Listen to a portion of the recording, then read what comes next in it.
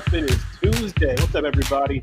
Brandon Pope here in for Amy Rutledge, and you are watching The Jam. That's right. I'm John Hanson. That right over there is Miss Felicia Lawrence. And Felicia, I got good news for you. And Brandon, too. White Sox winning their first playoff game since 2008. That's 12 years. And they got to win one more to advance to the next round against the Oakland A's. How about it? Yes. First of all, awesome. This is the most narrow roof I've ever had to raise because I got to fit in the box. But the Sox deserve it. Good for them. I'm so happy for them. It's about time the Southsiders have something to smile about. Let's hope they can actually win the series, not just a game. Yeah, for sure. Fingers crossed on that one. Sox. And we'll be breaking down the Cubs in just a little bit. The city could use some good news. It has not been a great year, obviously, for Chicagoans. We're on track for hitting 600 murders this year. And in response, Mayor Lightfoot released a first-of-its-kind anti-violence plan today. It's really comprehensive, and it starts with some short-term goals and some long-term goals laid out across 5 different pillars. They identify the pillars that they really want to work on as empowering and healing people, protecting and securing public places, improving and advancing policing, affecting public policy, and planning and coordination. I know that's a lot of gibberish to people, but the main takeaway is they are really trying to root out the causes of violence, not just tackle it at the surface level. I was pretty impressed. I used to work in government and read a lot of reports that never got to the nitty-gritty. This one does. Yeah, I mean, I think it gets to the nitty-gritty, John, but at the same time, I feel like it doesn't. So I just still have a lot of questions about how this is going to be paid for, how it's going to be implemented. Although I am very happy to see a plan just in general. This is something that is well overdue. But I immediately thought of the mental health facilities that were closed under Mayor Emanuel. And I'm wondering if those are going to be open. Like, how will this money be distributed, and how are we going to better support our police officers? Yeah, I think what you're saying there, Felicia, about it being long overdue, I think that's the immediate reaction a lot of people have. Like, wow, it's about time we get a plan like this. I'm interested in how it's actually implemented because it calls on the help of a lot of community groups. However, it doesn't give any more money to those community groups. It doesn't divert any police resources, and activists have been calling for defunding or reallocation. So this likely won't, dissuade them or their critiques, but it's a plan nonetheless, and it is forward progress, it seems. What I appreciate is the first part, and this should be like mandatory reading for anyone in the Chicago area. It reckons with the real scope of the violence here. It doesn't hold back any punches about how bad things have been in this city, whereas you see dropping crime rates in New York and Los Angeles. So it's not just any big city problem, it's our big city problem. And that 5th pillar really does dive in. I read the whole thing about who's going to do what. How are these groups going to coordinate with each other across government lines? And how often are we meeting these bench goals? And how are we going to analyze that? So I appreciate that because sometimes these plans are just out into the ether. This one seems to have some accountability. That's exactly right. And they had a lot of a big nod to the consent decree. It was bringing that up a lot, too. So I think the big question is how will it be implemented and what kind of money is going to be put behind this? Yeah, for sure. Definitely something we're all watching. Well, guys, tonight is the debate night in America. I know me and John, the political geeks, we are geeked up about this one. Donald Trump, Joe Biden, they're going to square off for 90 minutes without commercials. Chris Wallace is going to be the moderator. He's the anchor over at Fox News. He says he's not going to be doing any fact checking. And the debate topics include candidate records, the Supreme Court, the pandemic, the economy, race and violence, and the election overall and election security. It's sure to be a lot of stuff discussed, especially some recent New York Times stories with Donald Trump's tax returns and Joe Biden and Kamala Harris releasing their taxes as well. I'm looking to see early on how Joe Biden reacts to it all. But don't forget to make sure to register to vote. Get your voice out there. Head to CW26chicago.com for more information. Yeah, we're all waiting to see that, Brandon. So DraftKings is getting in on the presidential debate tonight. $50,000 for who can make the best predictions. Of course, the online betting company, they're having a little fun with this. So some of the questions that they want to see how the odds play out for you about whether or not you can bet on include how will the candidates greet each other? You know, whether or not it'll be a handshake or a fist bump or no touching at all. They're also going to ask who will be the first to speak, who will say the word China first. So I think this is kind of a little fun surrounding the very heated presidential debate. I'm just looking forward to good television. Fun, Felicia. This is real money on the line here. This is not just fun. I'm taking my analysis of watching every presidential debate on YouTube over the last few weeks and putting it to good money. I love number 9. When will Joe Biden mention his Corvette? Will he do it at all? You better believe it. You better believe Trump is saying China first. And I think Joe's going to go in for an elbow bump and Trump's going to turn the other way. We could real dive into these predictions. Oh, me? Nothing, Okay. Oh, my turn? So I guess Brendan's not that enthused. Oh, I'm actually, I was going off. I got the order mixed up. My bad. I guess it's you know, when I was looking at this, I prefer drinking games to gambling games, but it does seem pretty fun. You can do the same things with this that you could do with, you know, a glass of wine every time Joe Biden says "folks" or Donald Trump says "losers" or something like that. You could have some fun with it. Yeah, that could be fun. I can see how that could be fun. Nonetheless, this is going to be a debate like no other. It's going to be some amazing television. I got money on that. Yeah, I don't know. And you can go to our Instagram page. Brandon and I did a whole talk earlier. I don't know if this is going to move the needle all that much. It might for some people, but like you're all saying, it's going to be quite the theatrical presentation tonight. So must-watch television. Okay, speaking of must-watch TV, the Cubbies baseball playoffs, always exciting. And the Cubs start their playoff run tomorrow. Matt Spiegel, 670 The Score, joins me now to chop it up. Spiegs, thanks for joining us today. And it's been a weird season, and you start with these best-of-3 rounds. The weirdness is going to continue. That's absolutely true. It's going to be a postseason unlike anything we've ever seen. But I'm really looking forward to it. Frankly, I'm thrilled we got here. There were so many times along the way during the season where it felt like we wouldn't even get here, but they found a way. And now all these best-of-3 series are really interesting. And because there are no off days in these 3 games, you're going to have to be careful right away with how you use your bullpen. You're going to see starting pitchers being asked to go far, like Lucas Giolito did today for the White Sox, went into the 8th inning because you don't want to use all your guys every game. It should be very, very interesting. And it's set up pretty well, I think, for the Cubs in this first round, that's for sure. Yeah, I think avoiding anywhere where you have to play the Dodgers until the NLCS is a good thing. I wanted to ask about that pitching because the news today is that Kyle Hendricks is going to pitch game 1. Yu Darvish, who's a Cy Young candidate, is pitching game 2. Do you think it's that bullpen? Kyle Hendricks has a complete game under in his belt this year. He's gone 8 innings, 7 innings. Do you think that might be part of the equation? I think it could be part of it, but really what I think it is that you're going to use them both because it's a best-of-3 series. You're guaranteed the first 2 games. So you know you're going to use both Hendricks and Darvish. And then with Kyle, you know exactly what you're going to get with him. It's the same thing you got when he clinched the National League against the Dodgers in 2016, or when he went in Game 7 in Cleveland, or when he went on opening night this year. The heartbeat stays low. The pace stays solid. The stuff is just about always there. The control and the smarts are there. And Yu Darvish is a bit more emotional, sensitive, a little bit volatile.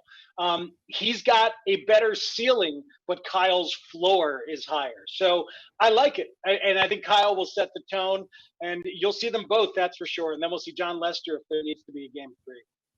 Pitching hasn't been a problem. The bullpen's really improved some after some struggles early on in the season. But the hitting has been so inconsistent. They scored 25 runs against the White Sox in 3 games. That's great to go into the postseason. But just a few days before, they're struggling to score 5 runs against the Pittsburgh Pirates in 4 games. Are the guys going to step it up? Oh, listen to you. You know your stuff. This is fun. Yeah, you know, the Stars have not been good. That's been the amazing thing. They've gotten this far with Baez and Bryant and Schwarber and Rizzo all well below expectations. I loved what I saw from Chris Bryant over the weekend. It looked like to me like he was born again, very strong, came back. He's got the collar open, the chains waffling out there, Chrissy 2 Chains. He's hitting 2 homers, one on a first pitch curve, one on a first pitch fastball. He's cursing about his Twitter haters in a Zoom before the game. Bryant's got a little edge to him. So I expect him to show up strong. And then, so if he and Rizzo are good, then some of the guys who've been good all year, like Ian Happ and Wilson Contreras, it won't take a whole lot to beat these Marlins. They're the Marlins. Yeah. Can you go 4 deep on the Marlins? Most people can't. It's a very weird team and weird opponent that the Cubs have in the first round here. And as long as it doesn't end up like the last time the Marlins came to Wrigley Field in the postseason, I'm happy with that. Matt Spiegel, thanks so much for joining us, my friend. Pleasure. And you can always listen to Matt. He's on the Score all over the place, especially Saturday mornings. And then the wild card round starts tomorrow. Game 1 at 1 o'clock. Krista. Thanks, John. All right, guys, still ahead. If you not want to wear one of these, it might cost you some dollar bills, y'all. Plus, Apple has yet another update, but this is an exciting one. We're getting new emojis. I'll break it all down in just a little bit. But stick around, everybody. Look at this beautiful shot of Chicago. We're coming right back after this.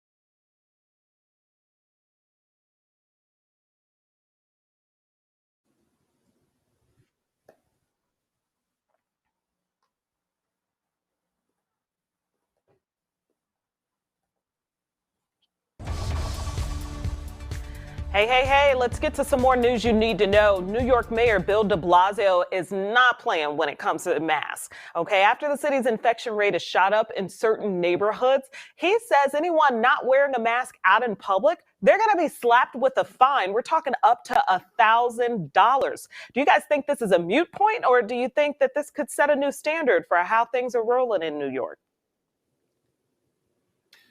You know, I think this is going to be something that is going to stick. He did this in response to an uptick in certain boroughs like Queens and the Bronx. I don't know if it's fair to fine people, though. $1,000, that's a lot. But I think, you know, if you're reprimanding people, reminding them that they need to wear their mask and they're not doing it, then a fine makes sense. But I just hope there's a little bit of leniency because, you know, you don't want to financially hurt somebody based off something like a mask.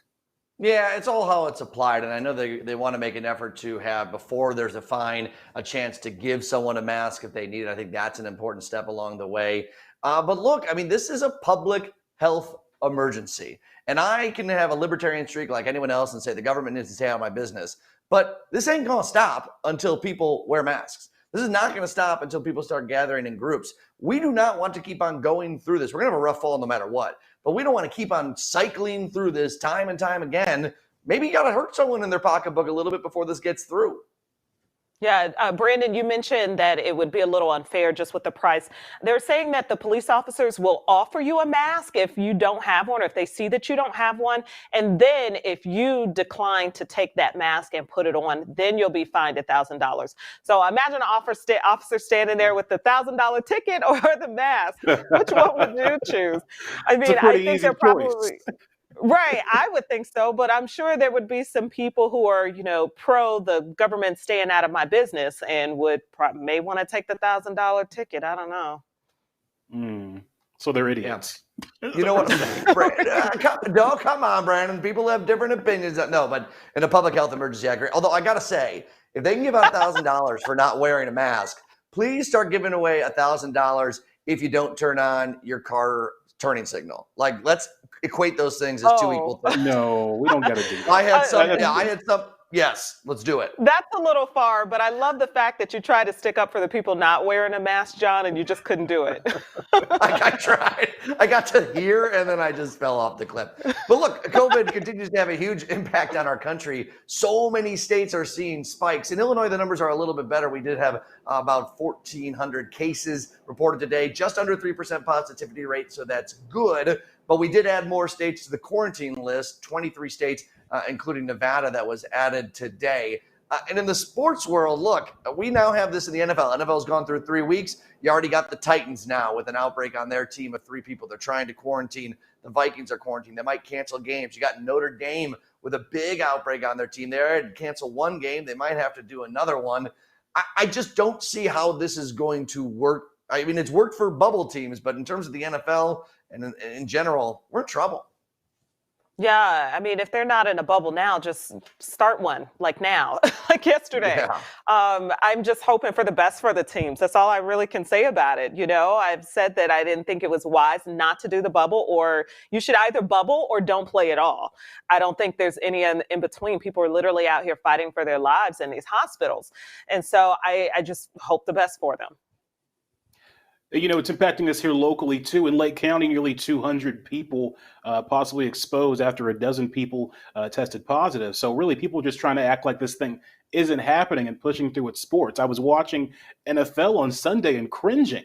You're watching these coaches wear their masks wrong or not wear a mask at all. You have all these players with no mask on, breathing in each other's faces. Like, this was bound to happen. So the NFL has to decide right now, are we going to, just power through and make this thing happen one way or the other? Are we going to have to remove some games and find a way to adjust? Are we going to do a bubble situation? Because it's only going to get worse before it gets better. The Titans shutting down facilities. The Vikings had to as well. You're moving around games. Eventually, you got to cancel some.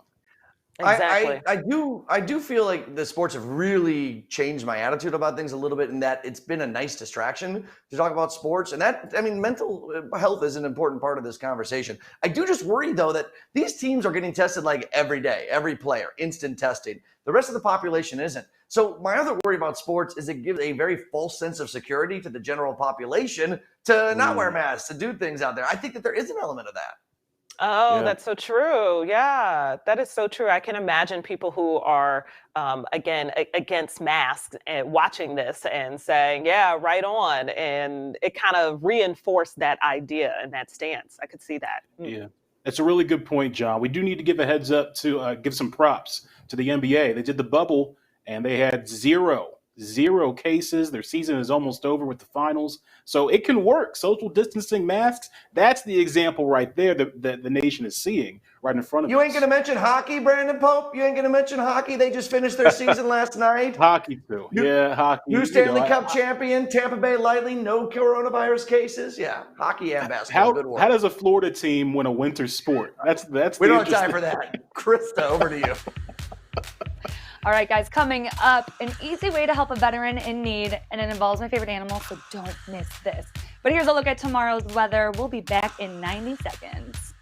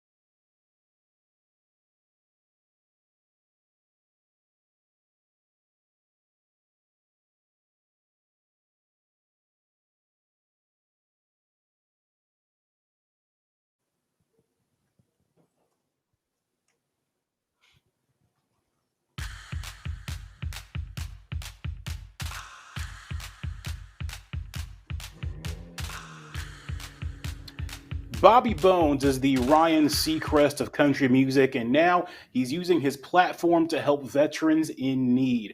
Bones teamed up with Purina Dog Chow for the Service Dog Salute campaign, which pays tribute to military vets and their loyal canines. Service dogs provide endless benefits for veterans suffering from PTSD and other post combat challenges in ways that no other therapy can. And Bobby is pushing for the Pause for Veterans Therapy Act to help vets get service dogs. I think my mission is to let more people know that our veterans are fighting for us, coming back. Some of them need help, and it's our job to help them. They're fighting for us. The least we can do is help them out. And if it's buying dog food, if it's going to dogchow.com/service and just sending the email off to your senator, like, we owe it to them. So making people aware, because I feel like if people just know what they can do, it's easier for them to do it. For more information on how you can support Service Dog Salute campaign, visit dogchow.com/service. And the law is waiting for Senate approval currently. Krista, over to you. Thanks, B. All right, coming up next, Amazon is making shopping as easy as this. Yep, we'll have the details coming up right after this. Jam will be right back.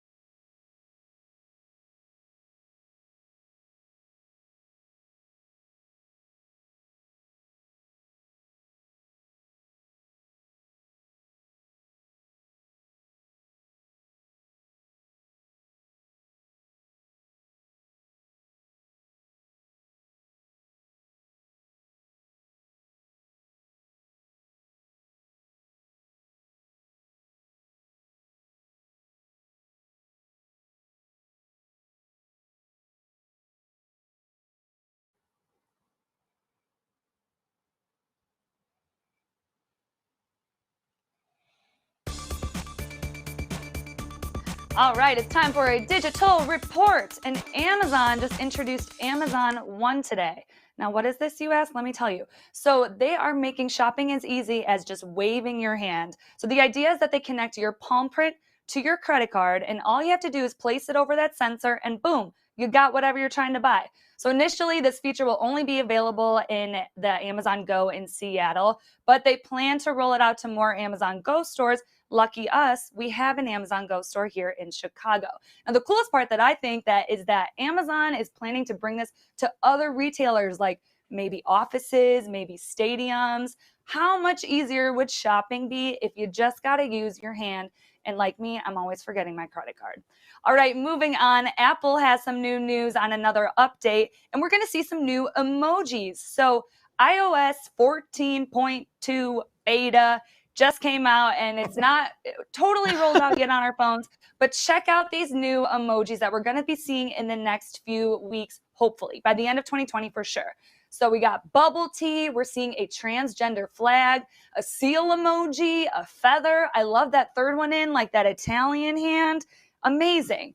But what's really cool about this update is it's the first time that Apple's gender variations for people wearing a tuxedo or veil, as you can see in the first row, that's the first time we're seeing that. So I am all for inclusive emojis. This is really cool. What do you guys think? I agree. Yeah, no, that's awesome. I love the inclusivity. I think that's really important. But can we talk about that wave for a second? Is anyone okay with like all the extra technology for paying for? I mean, I know that's quick, and I hate doing the. Yeah, I didn't think Felicia was. You don't like I'm all for it.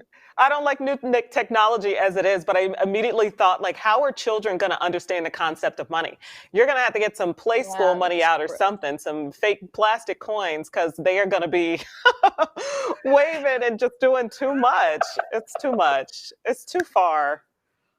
But yeah, I'm all for it, though. I was just saying, I'm all for it. It's Apple Pay. I used Apple Pay for everything. So I feel like, when it comes to technology, it makes things easier. So why not use it for our payment? What are you going to do? A retina scan next? Are you okay with that? Putting your eye on it like it's Blade now Runner wait a or whatever minute. Yeah, see, It's no, Bring it where does on. it end? Bring it on. And does it have to be this kind of wave, or can you wave goodbye as well? Like, is that okay? Speaking of waving goodbye. Hey, girl. Bye, y'all. See you later. They got it.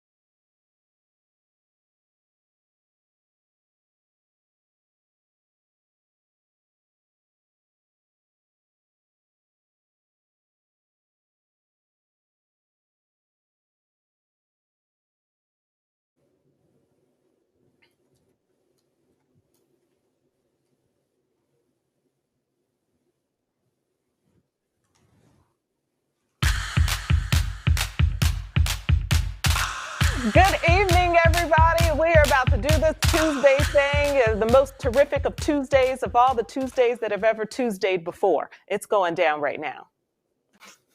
That's right. Turn up on a Tuesday for sure. We're definitely going to keep it live. I'm Brandon Pope in for Amy Rutledge, and we got John Hanson here as well.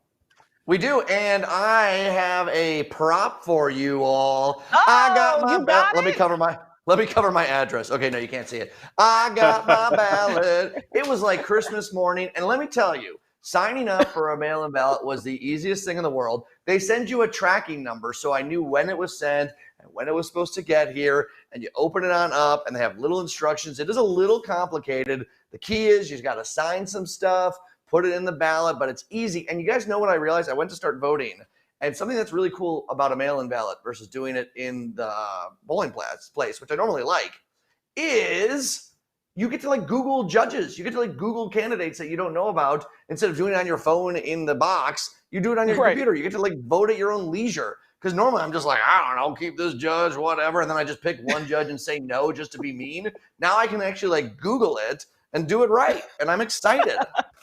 I could see that being something good. Brandon, are you going to get a mail-in or are you going to go to the actual poll?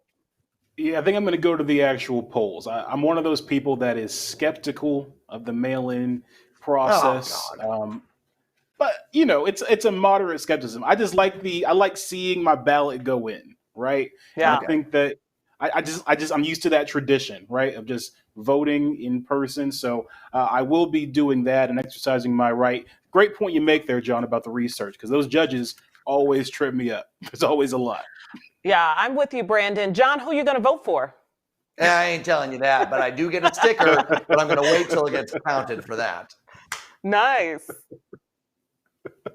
Gotta love it. Well, hey, guys, there's been a lot of opening and closings of Chicago essential businesses over the last several months, while large big box pharmacies shut down. Sherman White, owner of 200 pharmacies on Chicago's South Side, he fought to stay open. My purpose has always been to be able to help people and be a blessing to others. And that's always, that's my energy every day. Born and raised in Inglewood, went to Yale Elementary School, Kennedy King Junior College. I went to Harlan High School. Then I went to Howard University. And now I'm back in my community. And I have been serving my community for 40 years and enjoying every minute of it. 200 Pharmacy. I've always wanted to own my own business. So I've always had an entrepreneurial spirit, and I wanted to go to pharmacy school and also be a health professional as well as a business person. We're a compounding pharmacy. Compounding is where we customize medications to meet a patient's specific need. And of course, we have to work with the doctor to do that. We call it the triad, meaning patient at the top, pharmacist, and doctor working together to meet a patient's individual needs. It's the triad. As soon as the pandemic hit, we started talking about ways that we can actually accommodate our patients a little better than where they're getting someplace else. I have this saying that chaos is an opportunity for us to reach our full potential. And that's how I look at chaos. And that's how I look at any kind of adversity. It gives you time to just kind of sit back and reflect who you are, where you came from, what's your purpose, and then you start finding opportunities. We have some young tech-savvy employees, and they set the system up where we can have a prepaid pickup service in the back. They would text us to let us know that they're in the back along with their name, and then we would bring it out to their car, and they're off and run it. My dad's always been a community-oriented person, and the fact that, you know, a lot of the pharmacies and medical supply companies were closed down, and the fact that he stayed open, it shows that he's putting the customer first. I get a lot of satisfaction when people tell me that they appreciate me, because I actually tell my patients that as well.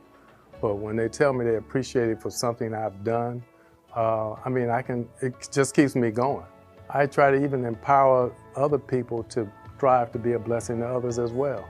And then to me, that's what makes good community. Well, if you know someone who's making a difference in their community during the pandemic, send us their info to jamrealshy.com. You can see the info about 200 Pharmacy right there. Pretty awesome story there. Felicia, what'd you think? Awesome. I actually grew up a block away from this pharmacy. So the role that they play in the community is absolutely pivotal. I really think about when we had all those riots and people were looting these businesses and stores like Walgreens, and the local Jewel Osco got shut down in this community, and seniors, it's so difficult for them to be able to get out and go to different stores. So, or even a drive or go farther. So this is a pillar in the community that served as an oasis for a lot of folks.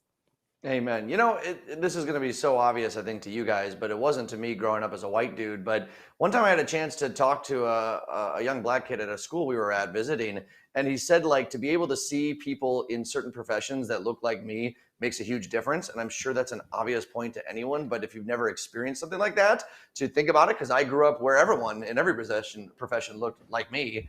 I think it's awesome that he opened something up. It shows that obviously black men, women can do anything, open your own pharmacy. It's just one more job in a community that shows that kids can aspire to as well. So true. 100%. Yeah. Great to have those positive role models. Yeah, and shouts out to Trey over at WGCI. So Trey White and his family, he's good people. Mm-hmm. Well, blood is thicker than water for Chicago native actress Lisa Ray and her sister rapper Da Brat. Their little family spat played out on live TV, and it all came to a head when the women of Cocktails with Queens surprised Lisa with an appearance from her sister. Her reaction was not what they expected. Check this out. Lisa Ray, you surprised a little bit? The little something, something? I'm shocked. Oh, we gotta hear from you, Lisa Ray. How you feeling? Yeah. And I just did not want to just hear it from the blogs and from the interviews of people asking me questions, and I didn't know what to say because I didn't hear it from you, and I got to see it someplace else, and so I'm hurt. What it's been like? What, almost like since what? Hey, December or something? Like stop, baby, no more. But Ray, here now, and like what y'all saying at all? Y'all don't know at all. She do, you do. You do.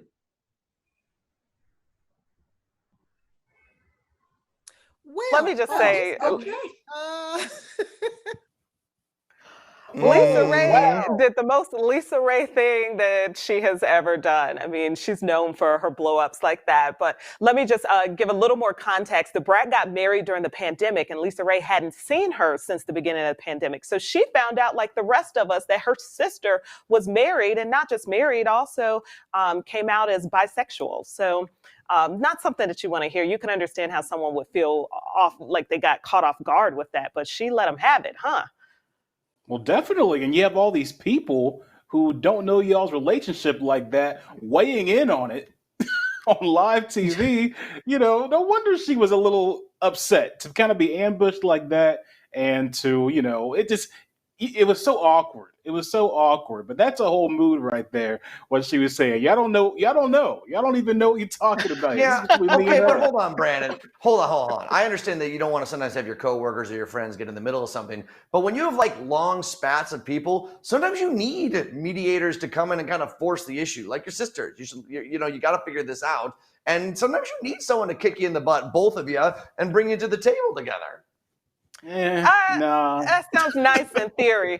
It sounds nice. The only thing that gives me pause is that this is Lisa Ray we're talking about, and she is notorious for telling it like it is. That's why we love her. That's why she's had fans, for so long. I think she just stayed true to herself. I wouldn't expect anything else from Lisa Ray, to be honest. That's a mess. Yeah, it was. I will fully admit I didn't know everyone in that conversation, but I enjoyed every second of that conversation. That was some real stuff you got to see there, and it was interesting. But I guess that is to the point. It is a little exploitative of us to watch, so you probably shouldn't put people in those positions. But hey, that's what that show is all about. Okay, guys, after a heart attack, you might be wary of jumping back in the saddle. But it turns out it may help you get back to health if you get back on the horse, so to say. Are we talking about sex? Yeah, I wrote that out, and I thought it was really clever. And the more I read it, the more said that real weird. Yeah, I can hear it. I Just know say our sex. boss right now is like, I know our boss right now is shaking her head like, would you just talk like a normal human? Okay, so a new study shows that people that get back into regular sexual routine have a 35% lower death risk than those that abstain. So it's all about self-perception, right? I think it's all about like feeling younger. Younger people are doing it, and that makes you feel good. And if you feel younger, you live longer. Makes sense to me.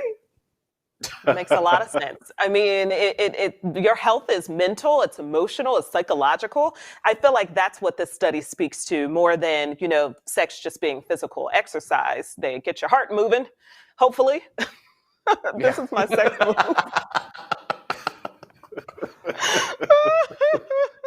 Wow. Well, that's my move. Oh, no. It's a good. Brandon, what's it's a yours? good source of. It's a good source of cardio. So naturally, it would help. What do you need preserve to your smoke life. after that, Felicia? It's so embarrassing. I could cry. It's so embarrassing. Carry on. Keep it moving. Now, Brandon, what do you think, B? Oh no, I mean, hey, it's one of the biggest acts of cardio you can do, right? Like, oh, maybe you. I don't know about y'all. I'd be exhausted, So it makes sense that it's gonna boost something. It's gonna make you healthier in the long term. What do you have, like a long heart run. rate monitor and you check as you're going along? I don't know. Krista, you need to cut all of this for digital. Let me just say. Yeah. Yeah. Would you like to weigh on the health benefits of sex? Oh my, is this our hello? I'm getting my delivery's here. Sorry guys, I wasn't planning to be on the show at this time. I gotta go. All right. Well, you take it away, I'm gonna Krista. excuse myself from that one. Oh, is this my tease? Well, guys, Yes. great stuff is coming up. I'm just tune on in because you don't want to miss what we've got coming up. It's a great game. All right. Because it's gonna be great.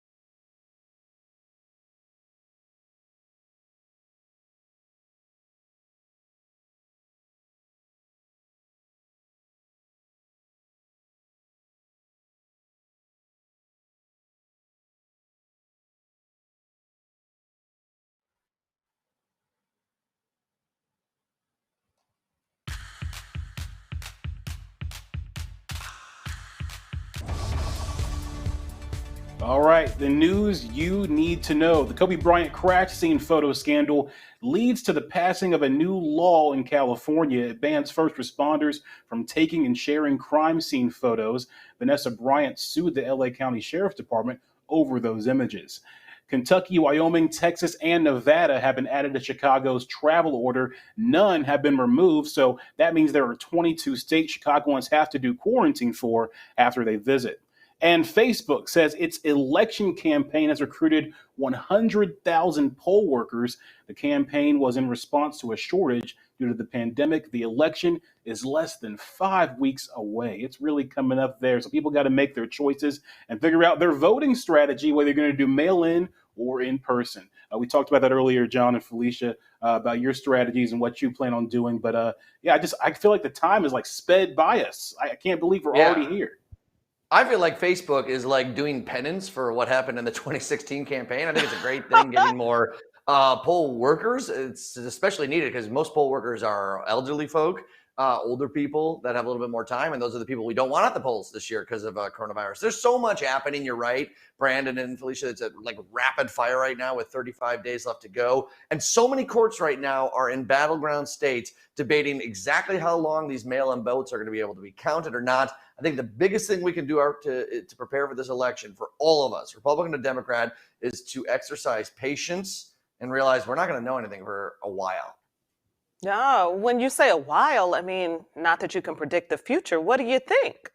A week or two. I mean, I think it'll really start to take shape a week after, but some states allow the ballots to come in till election day and then they're not open till the next day or until you're postmarked on election day. So you could get it 5 or 6 days later, then count it 5 or 6 days later. So it could be a bit. Yeah, well, hopefully having lack of poll workers, thanks to Facebook, won't be an issue with that. Yeah, they owe us one. Okay, by the way, you guys can all register to vote, and you should. You still have some time to do this. CW26chicago.com gives you all the information to help you out to make sure that your vote is counted. Totally, really good tools there. Well, it was a battle of the brows today on the Drew Barrymore Show. Actor Jace Crawford and Drew duked it out in a kind of odd duel. How do you feel about the fact that there's fan pages with your eyebrows? That's weird, and I don't know. I guess the big eyebrows are in. You know, I don't know. Would you possibly indulge doing an eyebrow dance with me? An eyebrow, yes. I mean, how's that work? We just I've never done it before, off? but I feel like I want to start a movement. Okay, so this is hashtag eyebrow dance.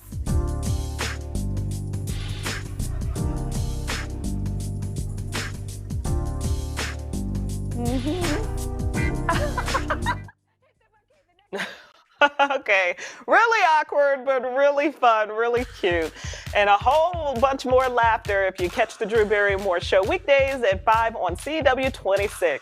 The Jam will be right back.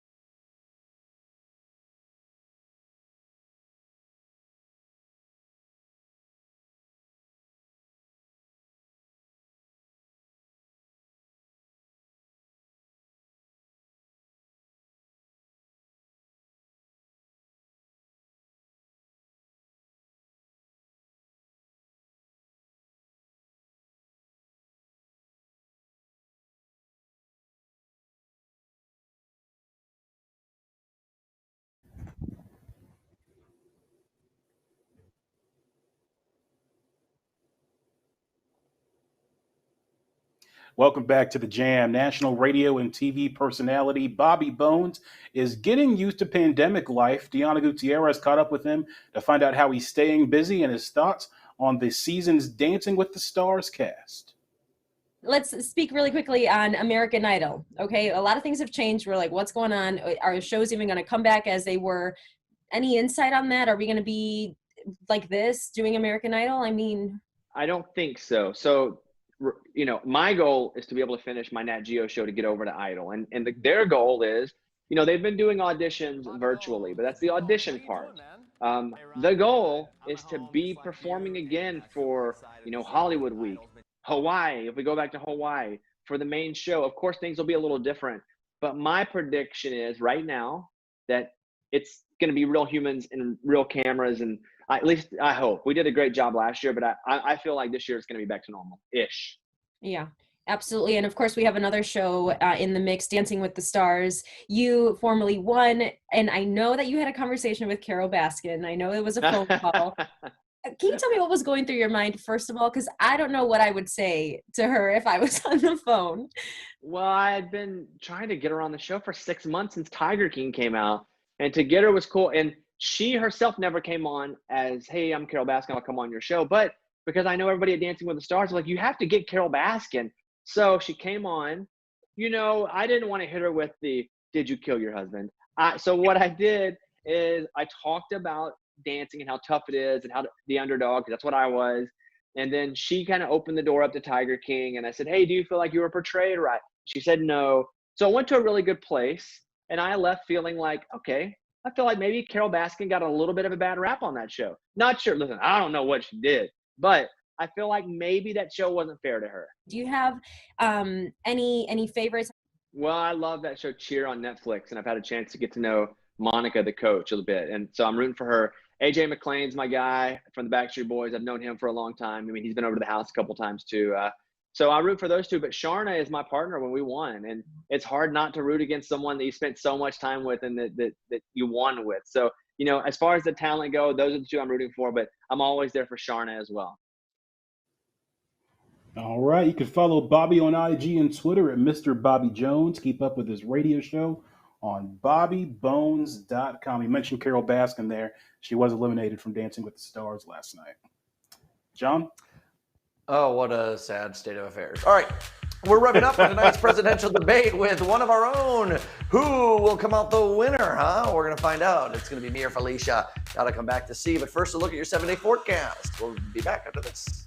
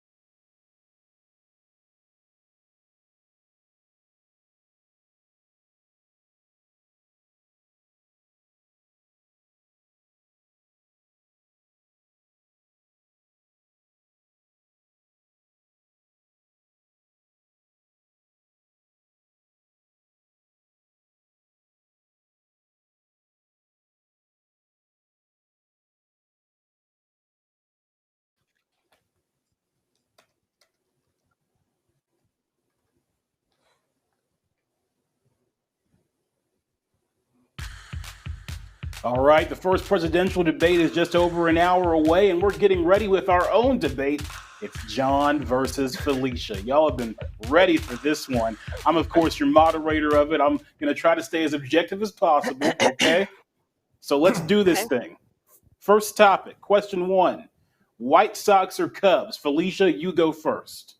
Yes, of course, the White Sox, because they have much cuter uniforms. They have a better stadium. They have significantly more parking, a significant amount of more parking, and everything's sweeter on the South Side. They also have better food at their stadium, and it's a much newer. That's time. That's time. All right. All right. John. Going to Wrigley Field is a baseball experience. Going to the South Side is just a chance to eat some better food than at Wrigley Field. The Cubs have better pitching, better fielding, and they run better. They won a World Series 4 years ago, and they've won about 25 times the playoff games that the White Sox have at the last 12 years, and that includes today. Yeah, okay. Okay. So I'm going to award the point to Felicia there. I think everything's sweeter on the South Side. Okay, come on now. Question 2. Y'all ready? Here we go. I'm being fair and objective here, though. I'm being fair and objective. Question 2. Beyonce or Elton John? John, let's go. Obviously, it is Elton John. 300 million records sold worldwide. That's 3 times as many as Beyonce. He's been doing it for 53 years, and he plays the piano. He actually plays the instrument, sings along, puts on a show. I was trying to sing Crocodile Rock, but I failed. Felicia. It's Beyonce. What? That's it? She just leaving it. Brandon, that's it. That's all that's needed to be said. That's not all that's needed. That's not all that's needed. You got 3 seconds here. 2, 1, nothing. All right, John, you get the point there because nothing. I said everything. It's no, Beyonce. That's not enough. I'm a Beyonce fan too, but come on. Okay. Apparently Question not. 3. Splurge or save? Felicia, you go. Well, have you ever heard of the term YOLO? You only live once. You can't take this money with you when you leave this world. So you got to spend it. You got to enjoy today for today. Look at this. It's a whole pandemic. If you weren't living your best life in January, February, I don't know what you're doing now. Okay. All right. John, splurge or save? Gotta save. Yeah, you want the thing right now, right now. It's an immediate joy, but only immediate. Long-lasting financial security is the best thing for you. Sure, I won't get to have any fun till I'm 75, but I'm going to hit every darn golf course you've ever seen when I'm 75 in Arizona. I'm going to live my best life secure and safe. Who wins? Okay. Final point. That goes to John. I got to give it to John there, all right? I win the debate. This is Dr. great. Phil next, everyone. Thanks a lot Have for a you great counted show. all the See you